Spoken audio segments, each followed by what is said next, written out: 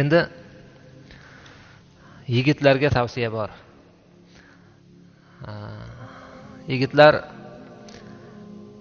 domla aytdi demanglar. Payg'ambarimizni sizlarga gaplarni aytib beray. Payg'ambarimiz aytdi deb tushunib olinglar. Rasulullohning hadislari sallallohu alayhi vasallam.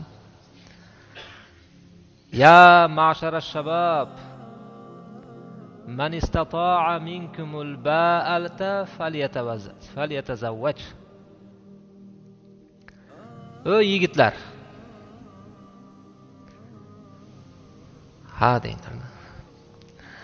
Sizlardan qaysi birlaring uylanib ayoliga rizqi uchun harakat qilishlikka, uyi bo'lib turib, ishlab pul topib xotiniga baqadigan quvvatga ega bo'lsa uylanmanglar dedilar. Bu damni uzoqqa suravermaslik kerak. Rasululloh shunaqa deb buyruq berganlar. Qaysi birlaring uylanishga qurbi yetsa uylansin dedilar. Bu hadisning davomida uylanish ko'z uchun to'siq bo'ladi. Begona ayol kishiga qarashlik, yomon nazarda qarashlik gunoh bo'ladi. Og'ir gunoh bo'ladi.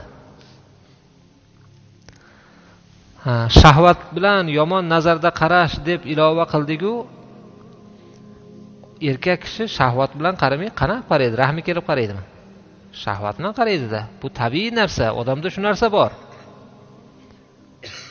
Bu bilan gunoh ortadi deyaptilar Rasululloh. Hamda bu uylanishlik farj uchun ham bir go'yoki bir to'siq bo'ladi, halollikka yurishlik bo'ladi. Uylaninglar dedilar.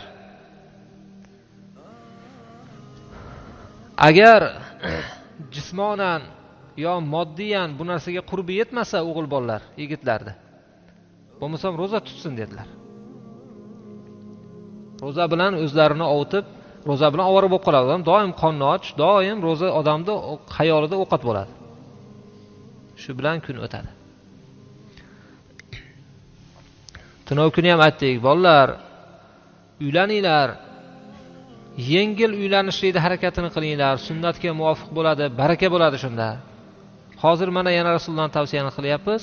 Siz endi harakat qilib, men uylanaman endi. Rasululloh shuna degan ekanlar.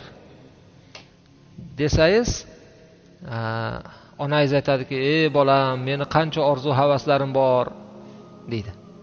Onajon, sizni orzu havaslaringizni deb men orzu havasimga yeta olmayapman deng.